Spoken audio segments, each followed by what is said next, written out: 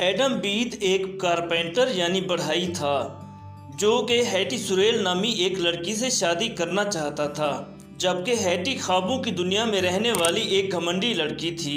वह पुरआसाइश और अमीराना ज़िंदगी गुजारने की ख्वाहिशमंद थी, जबकि एडम उसके ख्वाबों को पूरा ना कर सकता था। चुनाचे वह एक अमीर जागीरदार के बेटे आर्थर डोनिथोर से शादी के ख्वाब देखने लगी। आर्थर भी उसकी खूबसूरती से बहुत मुतासिर था और हैटी को सताइशी नज़रों से देखता था। चुनाचे हैटी उसे अपने ख्वाबों का शहजादा समझने लगी और दोनों के दरमियान जंगल में मुलाकातों का सिलसिला शुरू हो गया। हैटी की कज़न डीना मोरिस एक मेथोडिस्ट मुबल्लिग थी जो एक नरमदिल और खौफ खुदा रखने वाली लड़की थी। वह लोगों को ना सिर्फ मेथोडिज्म की तबलीग करती बल्कि तमाम हालात में लोगों को आराम पहुंचाने और मदद करने की हर मुमकिन कोशिश करती थी। एडम का भाई सेथ बीथ डीना से शादी करना चाहता था, जिसे डीना ये कहकर इनकार कर देती है कि उसका फ़र्ज और खुदावंद उसे इस बात की इजाज़त नहीं देते। उधर हैटी और आर्थर की मुलाकातों का सिलसिला बढ़ता चला गया, यहाँ तक कि एक दिन एडम ने जंगल में दोनों को मुलाकात करते देख लिया। उसे बहुत तैश आया। एडम और आर्थर के दरमियान एक शदीद लड़ाई हुई, जिसके नतीजे में आर्थर बेहोश हो गया। एडम ने उसे होश में लाकर हुक्म दिया कि वो हैटी के नाम खत लिख कर सारे ताल्लुकात ख़त्म करे और वह इलाका छोड़कर चला जाए।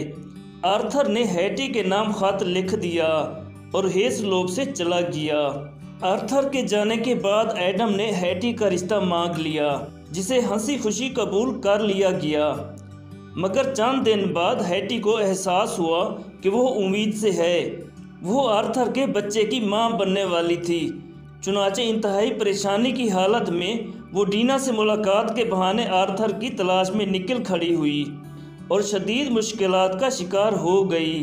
अपनी नापुख्ता सोच की वजह से उसे हालात का सामना करने का सही अंदाज़ा ना था। सफ़र की मुश्किलात और जिस्मानी हालत की वजह से वह ज़िंदगी और मौत की कशमकश में मुब्तला हो गई। उन्हीं हालात में उसने एक बच्चे को जन्म दिया, मगर बदनामी के खौफ और इस ख्याल से कि उसे कोई खुदा तरस अपना लेगा, बच्चे को जंगल में अकेला छोड़कर चली गई। मगर ममता के तकाजे ने उसे वापस आने पर मजबूर कर दिया। ताहम इस दौरान बच्चा भूख और सर्दी से मर चुका था। ये तमाम मामला एक शख्स ने देखकर पुलिस में रिपोर्ट लिखवा दी और हैटी को गिरफ्तार कर लिया गया और हैटी पर एक केस इन्फेंटिसाइड लग जाता है, यानी बच्चे को कत्ल करने का केस लग जाता है। उधर हेसलोप में सब हैटी की तलाश में सरगर्दां थे और जब वो कई दिन तक वापस ना लौटी तो एडम तशवीश में डीना मोरिस की तरफ रवाना हुआ। मगर वहाँ जाके उसे मालूम हुआ कि हैटी वहाँ नहीं आई। उसके जहन में वसवसे जन्म लेने लगे और वह मिस्टर इरविन, जो हेसलोप का पादरी है, की तरफ रवाना हुआ। वहाँ जाकर उसे हैटी की गिरफ्तारी का इल्म हुआ। उसे आर्थर पर शदीद गुस्सा आया। उसने हैटी को बचाने की हर मुमकिन कोशिश की, मगर हैटी, जो शदीद जहनी दबाव का शिकार थी, अपने दिफा में कुछ न कह सकी और सारे हालात व वाक़यात भी उसके खिलाफ जा रहे थे। चुनाचे उसे सजाए मौत हो गई, मगर ऐन वक्त पर आर्थर ने पहुंचकर अपने असर व रसूख के ज़रिए उसकी सज़ा में कमी करवा दी। आर्थर को अपने किए पर शदीद अफसोस था।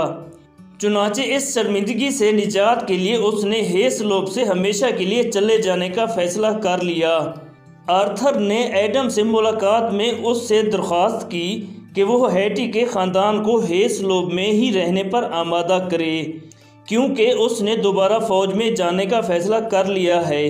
हैटी जेल से रिहा होने के बाद जब घर वापस आ रही होती है तो रास्ते में ही उसकी मौत हो जाती है। इधर एडम और डीना के दरमियान मोहब्बत का जज्बा परवान चढ़ने लगा। हैटी की मौत को 18 माह गुजर चुके थे।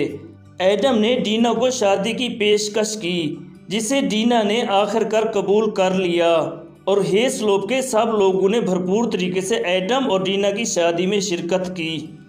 नावल के एपिलॉग यानी इख्तिताम में हमें पता चलता है कि डीना मोरिस ने मेथोडिज्म की तबलीग करना बंद कर दी है, क्योंकि उस तहरीक के बानियों ने बादशाह ख़वातीन को तबलीग करने से रोक दिया था। यहाँ हमें ये भी पता चलता है कि आर्थर एक लंबे अरसे के बाद घर लौट आया है, लेकिन वह शिकस्ता हाल और बीमार था। वो एडम को बताता है कि उसे हैटी की मौत का बहुत दुख है। वो उसके लिए बहुत कुछ करना चाहता था, लेकिन कुछ गलतियाँ ऐसी होती हैं जिनका अजाला हम कभी भी नहीं कर सकते।